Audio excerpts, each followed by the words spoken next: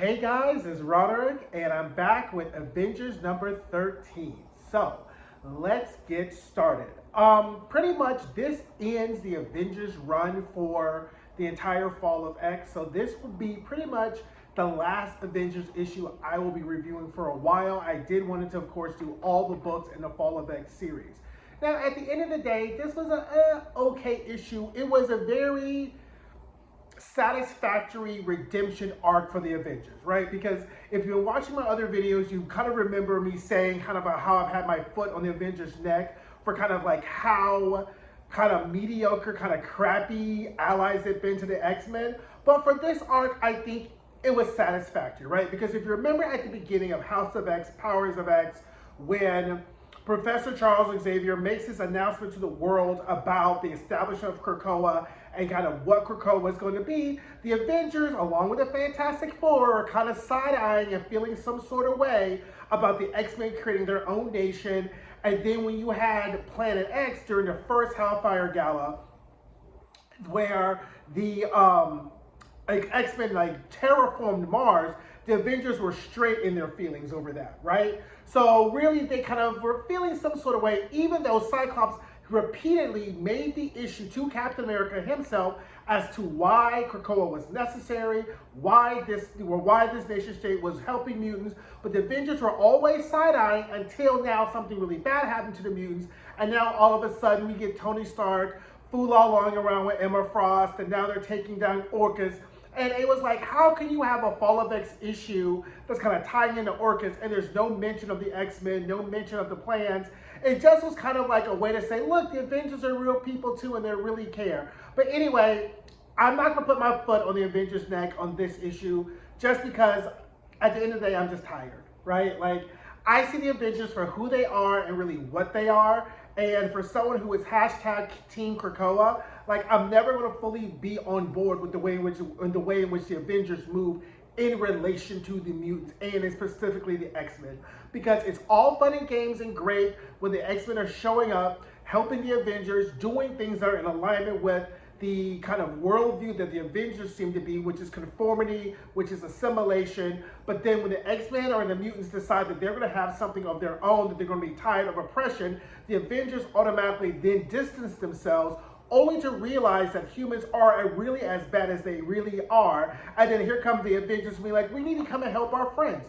Remember Utopia. It was literally the same thing when they're in Utopia, when Nimrod shows up and always tries to kill the mutants, and during the whole Utopia era. So again, I'm kind of tired of this cha-cha with the Avengers and kind of what they do, but I see them for who they are, and I'm not going to really expect that much out of them, right? And then we add this big reveal that's going to happen later on in this issue that really had me rolling my eyes, which really makes me think that it really didn't put any thought into this whole arc. It was just really another way for you to kind of buy the tie-in book, and for you to kind of make the plausible argument, okay, look, the Avengers really tried. They're really on the X-Men side too. Which I still was like, okay, fine, but whatever. Again, let's just get into it. So now at this point, 3D Man has launched his invasion of Impossible City, right? Because he's like, look, y'all ain't gonna be teleporting around, fucking up all our shit, and now I got something for you. So he launches all the remaining Sentinels on the Impossible City. Now, if you recall, the other large portion of Sentinels have been destroyed by Tony Stark back in the Outback. So now they're kind of like, Orchis has really stretched itself thin. And which is why MODOK is really pissed, because he's like, look, you used up all our Sentinels. We could be doing other stuff, because at the same exact time, the X-Men are launching their own counterattack. So they're running low on Sentinels. And 3D Man is like, look, I got this. I'm about this anti-Avengers revenge life. You can just hear the dial tone, and that'll be it, right? Now, the Avengers at the Mutant Re-Education Center, and then they find out that Impossible City is under attack. And Scarlet Witch gets right up in her Black Panther's face. Is like, so you ended up underestimating 3D Man? And Black Panther's like, well, I guess I did. And she's like, well, things happen. Scarlet Witch is like, well, since you ended up underestimating business, let me show you the business I'm about. I'm going to go to Impossible City. You all take care of this, right? And again, I am warming up to the Scarlet Witch, right? Like, I don't think I could ever forgive her for the No More Mutants House of M situation. But you know what? I see why people stand for her. As I always will say, this is not a place where I will do any Scarlet Witch slander today, right? So anyway, Iron Man and Vision, they're getting their stuff together. They're getting progress reports. Avengers like, we can't relocate the entire city and teleport it because it's going to take too much time, right? So then this is a whole shit show at this point. Meanwhile, they show up, teleport to Impossible City. Wanda's already there taking care of business, right? So now we have the ticking clock. 14 minutes until they can shift dimensions, 10 minutes until the Sentinels breach the city, and 6 minutes until the Sentinels adapt to the Avengers' powers. Because remember, these Stark Sentinels adapt, to whoever powers they're being attacked, right? And one is like, hold my beer, I can do a whole lot of damage in 6 minutes. And then Juno's like, girl, you gonna hold my beer because I got 2 minutes. Now, y'all cue me into this. What is this Juno switching, shifting to Captain Marvel situation? Is this like the Marvels, the movie where Juno and Captain Marvel can't be in the same place at the same time, and like she can shift to Captain Marvel, but then it kind of like runs out or whatever like that?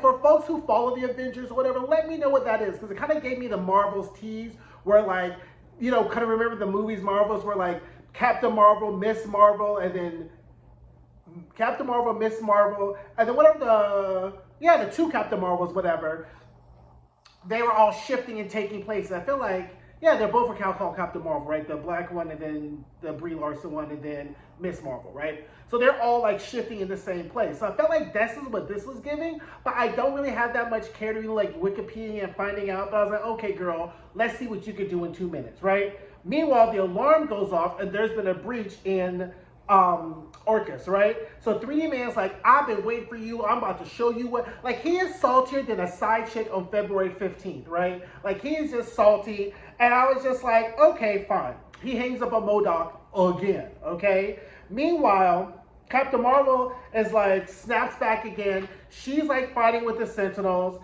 And then Sam Wilson and then Black Panther have now started jumping 3D Man. And then I was like, the optics of the visual really made me feel some sort of way about all the black people fighting each other. But I'm just going to put that up to random chance that maybe because those were the last two left. And but the optics look kind of shady, right? And I was like, why is the black people got to be jumping each other, right? Or whatever. But, again, I have very limited emotional investment in the Avengers such that I can, raise the alarm and be upset about it. I was like, okay, Avengers, whatever, okay?